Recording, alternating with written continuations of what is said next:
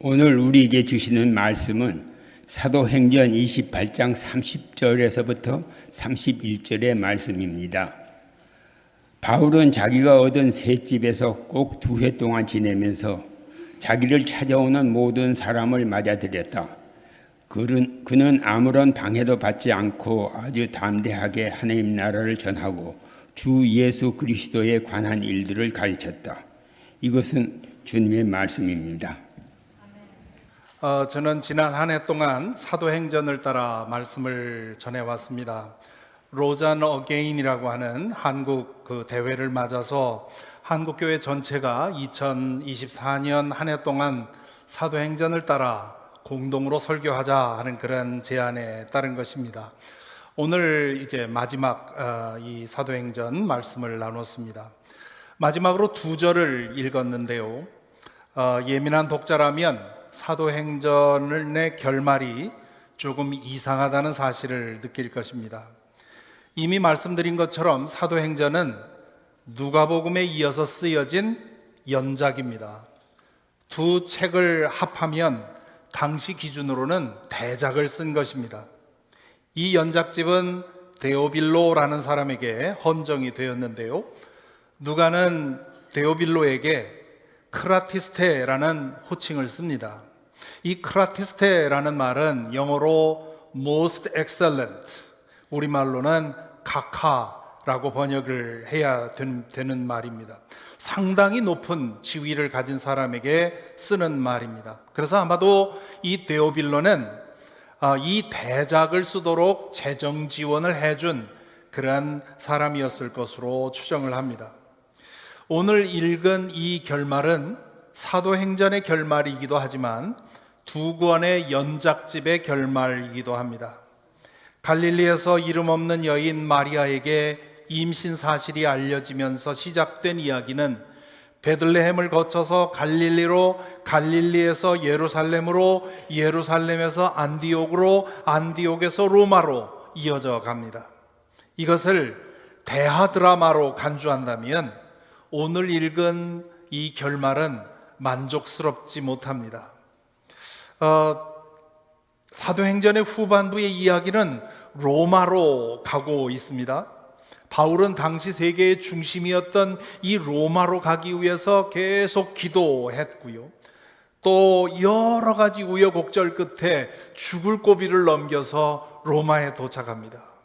그런데 로마에서 있었던 이야기를 누가는 대충 써놓은 것처럼 지나가 버립니다.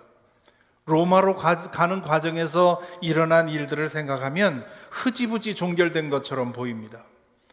로마에 도착한 후 그는 병사 한 명이 지키는 가운데서 가택연금되었고, 며칠 후에 로마에 사는 유대인들을 불러서 내가 왜 이 무고하게 여기에 죄수로 오게 되었는지를 설명했습니다. 그런 다음 날짜를 정해서 다시 유대인들을 불러서 자신이 전하고 있는 복음을 전하지요. 언제나 그랬듯이 로마의 유대인들도 바울의 복음을 듣고 그걸 받아들이는 사람이 별로 없었습니다. 그래서 이 바울은 내가 이제 유대인들에게 가겠습니다, 그렇게 얘기를 하지요. 그런 다음 누가는 바울이 2년 동안 자비로 새 집을 얻어 살면서 찾아오는 사람들에게 복음을 전했었다라는 말로 끝냅니다. 이전에 기록된 그런 내용에 비해서 너무 싱거운 결말입니다. 뭔가 서둘러 끝낸 것 같기도 하고 계속 이어질 것 같기도 하죠. 이런 까닭에 학자들 사이에 이 사도행전의 결말에 대해서 3가지 서로 논쟁이 지속되어 왔습니다. 크게 3가지 종류의 가설이 있었는데요. 첫째는 어떤 학자들은 누가가 여기서 끝내지 않고 더 썼는데 전해지는 과정에서 마지막 몇 장이 분실되었다, 그렇게 추측을 합니다. 어릴 적에 제본 기술이 형편없을 때 학기 말이 되면 교과서의 앞뒤에 몇 장이 더덜거리다가 떨어지지 않습니까? 신약 성경 시대에는 더욱 그랬겠죠. 사도행전이 이렇게 끝나지는 않았을 거라고 추측하는 이유가 있습니다. 바울의 순교 때문입니다. 누가는 이 순교를 신앙 행위의 가장 위대한 행위로 보았습니다.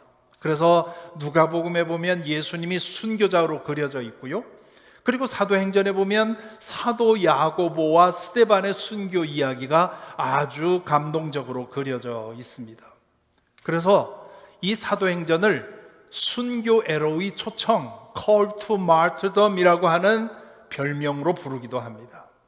그러므로 누가가 이 순교 이야기를 이렇게 소중하게 여겼다면 바울이 네로 치하에서 참수당하는 이 순교의 이야기는 이 두 연작집의 클라이맥스로 기가 막힌 소재였던 거지요. 그러니까 예수님의 순교와 사도 야고보의 순교와 스데반의 순교를 기록한 이 누가가 바울의 순교를 기록하지 않았을 리가 없다 생각을 하는 것이지요. 그러니까 아마도 누가가 제3권을 계획했거나 아니면 더 썼는데 그것을 분실했거나 둘 중에 하나라고 생각을 하는 것이지요. 둘째로 어떤 학자들은 이 누가가 이 글을 마무리할 즈음에 박해가 심해져서 서둘러서 끝낼 수밖에 없었다. 그리고는 얼마 후에 잡혀갔다. 그렇게 생각을 하지요. 보통 사람이 읽어도 이 사도행전 28장은 뭔가 바삐 그냥 급하게 마무리한 것처럼 보입니다. 그러나 더 많은 학자들은 누가가 일부러 이렇게 썼다고 생각을 합니다. 바울의 이 영광스러운 순교 이야기를 전하는 것도 좋겠지만 그러나 바울의 순교 이야기는 당시 이 누가복음을 읽던 사람들에게 다 알려져 있던 이야기입니다. 그래서 누가는 그 얘기를 쓰기보다는 사도행전의 이야기를 열린 결말로 계속되는 이야기로 쓰기를 선택했다는 것이죠. 마지막 오늘 읽은 31절이 이렇게 됐습니다. 그는 아무런 방해도 받지 않고 아주 담대하게 하나님 나라를 전하고 주 예수 그리스도에 관한 일들을 가르쳤다. 이렇게 우리 번역은 마치 과거에 끝난 사건으로 번역을 해놓았지요. 그런데 헬라어 원문을 보면 여기 말하는 전하다, 가르쳤다라는 말이 현재 분사로 되어 있습니다. 헬라어에서 현재 분사는 계속되는 사건을 가리킵니다. 그래서 그 뉘앙스를 담아서 번역하면 이렇게 됩니다.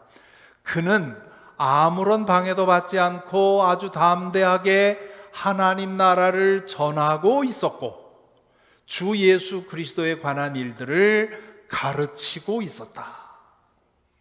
이렇게 함으로써 누가는 자신이 기록한 대하 드라마가 진행된 상태로 끝나기를 바랬습니다. 로마에 이른 예수 그리스도의 복음이 땅끝까지 예수께서 다시 오실 때까지 전해져야 한다는 사실을 독자에게 전하고 싶었던 것입니다. 아마도 이 누가는 이렇게 열린 결말을 지음으로써 이렇게 말하고 싶었는지 모릅니다. 당신들이 전해 들은 그 복음이 어떻게 당신에게 이르렀는지를 생각해 보십시오. 그리고 이 복음이 당신에게서 멈추지 않도록 땅끝까지 퍼져나가도록 하십시오 라는 메시지를 주고 싶었을지 모릅니다. 이렇게 사도행전의 이야기는 계속 이어져서 오늘 우리에게 이르렀고 그리고 앞으로도 진행될 것이라는 뜻입니다. 여기서 잠깐 로마에서 2년 동안 가택연금 상태에 있던 바울은 그 이후에 어떻게 되었을까요? 여기에 대해서도 두 가지 가설이 있습니다. 그가 네로 치하에서 참수형으로 순교당했다는 사실에 대해서는 아무런 이의가 없습니다. 문제는 2년의 가택연금 후에 곧바로 처형되었는지 아니면 2년 후에 자유의 몸이 되었다가 다시 체포되어서 처형되었는지 여기에 대해서 이론이 있습니다. 대다수의 학자들은 아마도 2년 후에 처형되었을 거라고 생각을 합니다. 그런데 바울이 고소당한 죄는 사실 로마 법에는 저촉이 되질 않습니다. 그를 고소한 사람들은 유대인들이었습니다. 로마 황실은 식민지 문제는 식민지에서 자체적으로 해결하게 내버려 두었습니다. 또한 바울이 이 황제 앞에서 정당한 재판을 받으려면 그를 고소한 사람들이 로마까지 와야 합니다. 아마도 2년 동안 가택연금 상태에 있었던 이유는 그를 고소한 사람들이 오지 않았기 때문일 것입니다. 유대인들로서는 바울이 그들의 땅에서 제거된 것으로 충분히 목적을 이루었습니다. 따라서 2년 후에 바울은 불기소 처분을 받고 자유의 몸이 되어서 풀려났을 가능성이 큽니다. 바울이 자유의 몸이 되었다면 그가 로마서에서 말한 대로 땅끝으로 여겨졌던 스페인까지 가서 복음을 전했을 것이고요. 그렇게 전하다가 로마법에 걸리게 되었고, 그래서 고소를 당하고 그래서 체포되어서 삼수되었을 가능성이 크다는 것입니다. 말년의 네로 황제는 제정신을 잃어버리고는 무참하게 기독교인들을 박해했습니다. 당시 감옥에 갇혀서 죽음을 앞에 두었을 때의 바울의 심정이 디모데 후서에 기록되어 있습니다. 나는 이미 부어드리는 제물로 피를 흘릴 때가 되었고 세상을 떠날 때가 되었습니다. 나는 선한 싸움을 다 싸우고 달려갈 길을 마치고 믿음을 지켰습니다. 이제는 나를 위하여 의의 면류관이 마련되어 있으므로 의로운 재판장이신 주님께서 그날에 그것을 나에게 주실 것이며 나에게만이 아니라 주님께서 나타나시기를 사모하는 모든 사람에게도 주실 것입니다. 이즈음의 바울의 나이가 저랑 비슷했을 것으로 추정이 되는데요, 저보다 조금 더 어리거나 60대 초반 중반쯤 됐었을 겁니다. 한 생을 살고 나서 이렇게 마지막을 맞을 수 있다면 얼마나 좋겠습니까? 그는 자신이 어떤 죽음을 당할지 분명히 알면서도 이렇게 당당하게 죽음을 대면할 수 있었습니다. 따라서 우리는 누가의 2권의 연작집을 통해 전하고 싶어 했던 이야기가 28장에서 완결된 것이 아니라 지금까지 계속 진행되고 있고 앞으로도 진행되어야 한다는 사실을 기억해야 합니다. 그리고 예수 그리스도를 믿는 사람들이라면 자신도 베들레헴에서부터 시작해서 로마에 이르는 그 구원의 역사에 참여하고 있음을 알아야 합니다. 예수 믿는 것은 죽고 나서 천당 가는 것에 그치는 것이 아니라 태초부터 종말까지 이어지는 하나님의 그 거대한 구원의 역사, 그 역사의 이야기 속에 참여하는 것이기 때문입니다. 성경을 읽고 묵상한 결과로 우리에게 일어나야 할 가장 중요한 변화 중에 하나는 우리가 속한 하나님 나라에 눈뜨고 우리가 속해 있는 하나님의 거대한 이야기 속에 들어가는 것입니다. 그 나라에 눈뜨고 그 이야기 속에 들어가면 우리의 존재가 달라 보이고 우리의 삶의 변화가 일어납니다. 자신이 지금 살아가는 것이 하나님께서 진행해 오신 거대한 이야기 속에 있음을 알기 때문이고, 아무리 하찮고 사소해 보여도 자신의 삶에 영원한 의미가 있음을 알기 때문입니다. 사람은 누구나 어떤 세계에 속해 살아가고 있고 그 자신이 속한 세계의 이야기를 만들어 가고 있습니다. 그 세계와 그 이야기 안에서 자신의 삶의 의미를 찾고 자신의 사명을 찾습니다. 어떤 세계에 속해 살고 어떤 이야기를 쓰고 사느냐에 따라서 그 사람의 인생 이야기가 달라집니다. 자기 자신 혹은 자신의 가족의 삶에 매몰되어 살아가는 사람들에게는 자기 자신 그리고 자기의 가족이 이 세계의 전부입니다. 그런 사람은 이웃도 국가도 관심 바뀝니다. 그는 오직 자신의 이야기만을 써내려갑니다. 그 사람은 자기 만족에서 삶의 의미를 찾습니다. 그런 것을 위해서라면 다른 사람에게 해를 끼치는 것도 전혀 신경 쓰지 않습니다.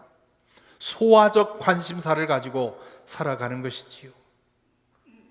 그런가 하면 자기 자신과 가족의 범위를 초월해서 사회와 국가를 세계로 삼고 살아가는 사람들도 있지요.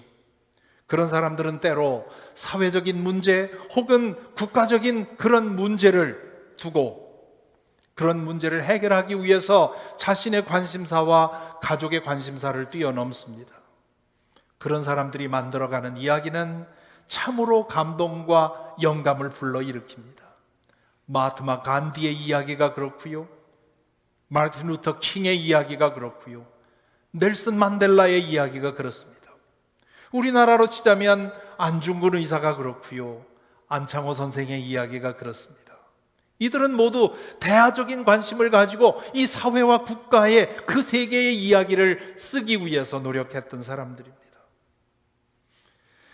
오늘 우리 시대의 가장 큰 문제 중에 하나는 대다수의 사람들이 개인적이고 소화적인 관심사에 매몰되어 살아가고 있다는 것입니다.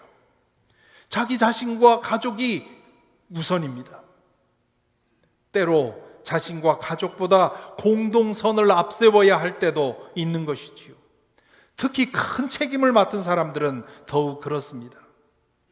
소위 멸사봉공, 사적인 이해를 희생하고 공적인 것을 이루는 미덕이 있어야 하는데요, 이제는 멸공봉사, 공적인 것을 희생하고 자기의 사적인 유익을 취하려고 하는 그런 악덕만이 판을 치고 있습니다. 예수 그리스도를 믿는다는 것은 자신의 사적인 세계를 초월해서 하나님의 거대하고도 영원한 세상에 눈뜨는 것입니다. 그렇기에 자기 자신만의 관심사에 매몰되거나 자신의 가정만을 위해 살지 않습니다. 물론 자신의 삶을 돌보고 자신의 가족을 사랑하는 것은 중요합니다. 그러나 자신과 자신의 가족, 그리고 자신이 속한 세상이 하나님의 그 영원한 세계 속에 속해 있음을 알고 그 모든 이야기들이 하나님의 거대한 이야기 속에 속해 있음을 알고 살아가는 것, 이것이 믿음으로 살아가는 것입니다. 하나님 나라를 보게 되면 이 세상이 제대로 보입니다. 하나님의 영원한 세계를 보고 나서 우리 자신을 보고 우리 가정을 보고 우리의 직업을 보고 우리의 사회를 보아야 그 의미와 위치를 제대로 알 수 있습니다. 하나님께서 만들어 가시는 거대한 구원의 이야기를 알게 되면 이 땅에서, 우리 가정에서, 우리 직장에서, 우리 나라에서, 우리가 사는 이 세상에서 어떤 이야기를 써나가야 할지를 알게 되는 것이지요. 그럴 때 비로소 우리는 자신을 초월하고 가정의 관심사를 넘을 수 있습니다.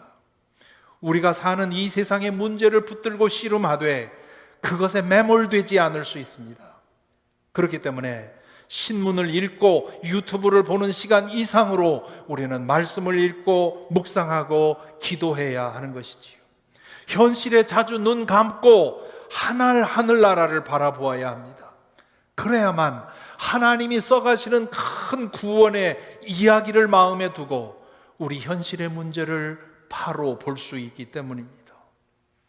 그렇게 우리는 사도행전 28장 이후의 이야기를 써가는 것입니다. 글로 쓰인 사도행전의 이야기는 28장 31절에서 끝났지만 삶으로 쓰는 사도행전은 오늘날 믿는 사람들과 주님의 교회를 통해서 계속 쓰여지기 때문입니다.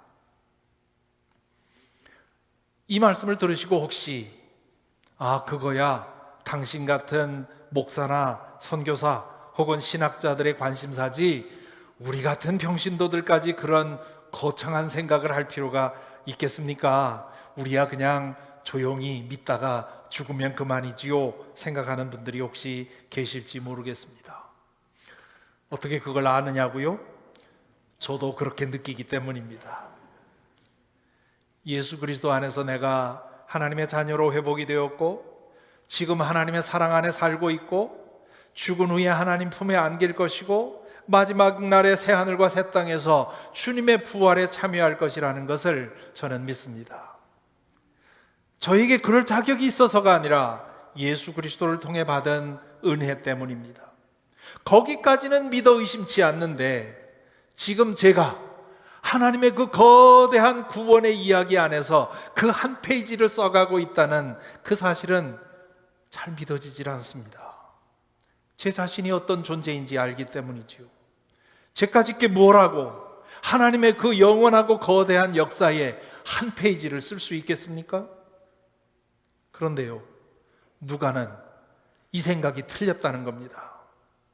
사도행전에 기록된 초대교회 이야기들을 읽어보면 베드로, 스데반, 바나바, 바울 같은 걸출한 믿음의 영웅들이 전면에 나타나 보이지만 그들과 함께 구원의 이야기를 써나간 보통 사람들의 이야기가 자주 보입니다. 누가가 이곳저곳에서 이 사람들이 어떤 역할을 했는지 보라고 우리에게 클로즈업 시켜주기 때문입니다. 사도행전의 이야기는 마가의 다락방에 모여있던 120명쯤 되는 이름 모를 신도들의 이야기로 시작을 합니다. 초대 예루살렘 교인들이 유다와 사마리아와 이방 도시로 흩어져 복음을 전하게 된 것도 사도들이 한 일이 아니라 이름 없는 보통 신도들이 한 일입니다. 스데반의 순교 후에 일어난 일에 대해서 누가는 8장에서 이렇게 적고 있습니다. 그날에 예루살렘 교회에 큰 박해가 일어났다. 그래서 사도들 이외에는 모두 유대 지방과 사마리아 지방으로 흩어졌다. 그런데 흩어진 사람들은 두루 돌아다니면서 말씀을 전하였다. 주님께서 승천하시기 전에 성령이 너희에게 임하시면 너희는 능력을 받고 예루살렘과 유대와 온 사마리아에서 그리고 마침내 땅 끝까지 이르러 내 증인이 될 것이라고 하셨는데, 이 예언을 사도들이 이룬 것이 아니라 이름 없는, 이름 한자 남기지 않는 아는 보통 신도들에 의해서 이루어졌습니다. 그들 중에는 유다와 사마리아만이 아니라 먼 이방 도시까지 간 사람들이 있었습니다. 그들에 대해서 사도행전 11장에 이렇게 누가는 써놓았습니다. 스데반에게 가해진 박해 때문에 흩어진 사람들이 페니키아와 키프로스와 안디오까지 가서 유대 사람들에게만 말씀을 전하였다. 그런데 그들 가운데는 키프로스 사람과 구레네 사람 몇이 있었는데 그들은 안디옥에 이르러서 그리스 사람에게도 말을 하여 주 예수를 전하였다. 주님의 손이 그들과 함께 하시니 수많은 사람이 믿고 주님께로 돌아왔다. 스데반의 박해로 인해 흩어진 사람들이 유다와 사마리아의 경계를 넘어 이방 도시까지 진출했다는 겁니다. 그 사람들은 이방 도시에 사는 유대인들에게 복음을 전했는데 어떤 이들은 이방인들에게까지 가서 복음을 전했다는 것이지요. 유대인들로서는 넘을 수 없는 장벽을, 인종의 장벽을 이름 없는 신도들이 뛰어넘었다는 것입니다. 바울이 로마에 도착했을 때 그곳에 이미 교회로 모이는 그리스도인들이 있었습니다. 바울은 로마에 발을 디딘 최초의 사도였습니다. 그때가 주후 60년경이었습니다. 복음이 전해지기 시작한 지 30년이 거의 될 때까지 어떤 사도도 로마에 발을 디디지 않았습니다. 로마는 이름을 알지 못하는 신도들에 의해서 형성이 되고 성장을 했던 것입니다. 그 이름 없는 신도들, 그들은 우리와 별로 다르지 않습니다. 아니, 재정적인 면에서도 그렇고 지식의 면에서도 그렇고 여러 가지 능력의 면에서 우리보다 훨씬 못한 사람들이었을 것입니다. 그러나 그들은 예수 그리스도를 믿고 나서 하나님의 나라의 눈을 떴고 그분의 구원의 이야기 안으로 들어갔습니다. 그들 중에는 복음을 듣기 전에는 자기 자신만을 위해서 혹은 자기의 가족만을 위해서 살던 사람이 많이 있었을 겁니다. 그들 중에는 개인적인 안위를 포기하고 조국의 독립을 위해 싸운 사람들도 있었을 겁니다. 그들은 예수 그리스도를 믿고 나서 새로운 세상의 눈을 떴고 새로운 이야기에 들어가게 되었습니다. 하나님의 구원의 이야기 안에서 자신의 위치를 찾고 존재 이유를 발견했고 삶의 의미를 경험했습니다. 그것이 그들로 하여금 개인적인 관심사와 가정의 관심사를 넘어 하나님의 이야기에 기탄 없이 참여하게 한 이 능력이 되었던 것입니다. 하나님 나라와 그분의 영원한 이야기를 알지 못하면 죽어서 이름 한자 역사에 남기는 것, 그것이 가장 큰 바람일 수 있습니다. 하지만 하나님 나라에 눈뜨고 그분의 거대한 이야기를 알게 되면 역사에 이름 남기는 거 별 의미가 없습니다. 하나님의 생명책에 우리의 이름이 기록되어야 합니다. 우리는 사도행전에 나오는 몇몇 신앙의 영웅들의 이름만을 압니다. 하지만 하나님은 이름 없이 당신의 뜻을 위해 헌신한 그 사람들을 다 기억하고 계실 것입니다. 그들 중에는 하나님의 기준에서 보면 베드로나 바울보다 훨씬 더 고귀한 삶을 산 사람들 있었을 것입니다. 오늘 우리는 세 번째 대림절 촛불을 밝혔습니다. 매년 대림절을 지키면서 우리는 다시 우리 신앙의 원점으로 돌아갑니다. 누가가 예수님의 이야기를 베들레헴에서 시작한 것처럼 우리도 베들레헴으로 돌아가서 우리의 이야기가 어떻게 시작되었는지를 다시 확인합니다. 그리고 우리가 계속 써나가야 할 이야기가 무엇인지를 다시 확인합니다. 이제 잠잠히 우리의 삶을 돌아보십시다. 여러분 중에는 지금 개인적인 삶이 여러 가지로 뒤엉켜서 도무지 다른 일에 신경 쓸 겨를이 없는 분들이 계실 것입니다. 혹은 조국에서 일어나는 일에 온통 사로잡혀 있는 분들도 계시겠지요. 혹은 직장의 문제로 다른 것은 신경 쓸 수 없는 분들도 계실지 모릅니다. 그럴수록 주님께서 우리에게 알게 하신 그 영원한 나라를 생각해야 합니다. 그럴수록 우리가 속한 하나님의 그 거대한 이야기를 생각해야 합니다. 그럴 때 지금 우리를 사로잡고 있는 그 문제를 제대로 볼 수 있게 되고요, 그 문제를 해결할 힘과 능력을 얻을 수 있습니다. 그리고 하나님께서 오늘 우리에게 바라시는 거룩한 이야기를 써나갈 수 있습니다. 저와 여러분, 우리 모두는 지금 개인적으로 그리고 교회적으로 사도행전의 이야기를 계속 써나가고 있습니다. 이 이야기는 목사만 쓰는 것이 아닙니다.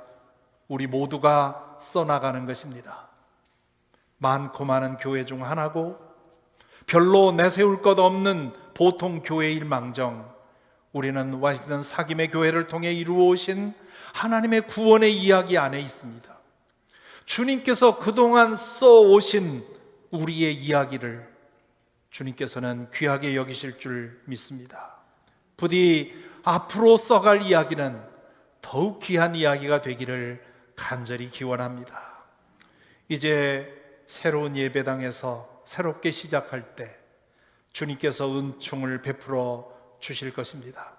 지금까지 우리를 인도하신 손길을 돌아보면 우리가 감히 상상도 못하는 놀라운 계획을 준비하고 계실 줄 믿습니다.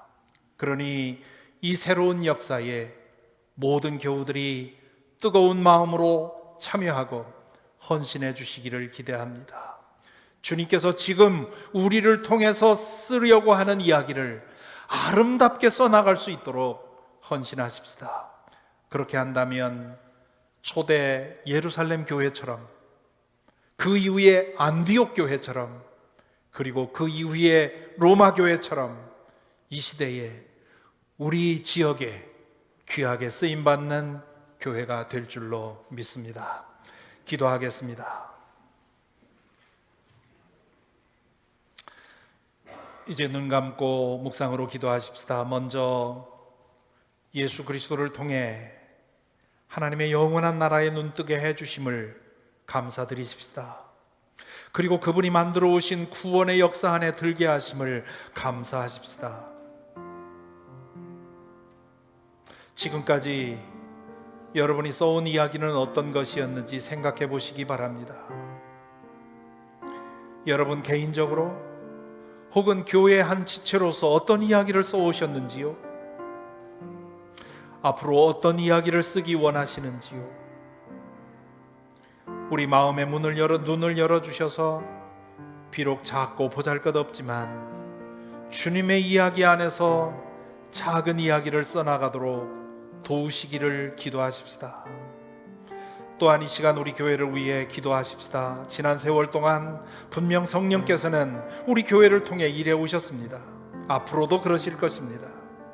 이제 새해에 새로운 예배당에서 새롭게 출발할 때 이전보다 더욱더 주님께서 함께 해주시기를 기도하십시다.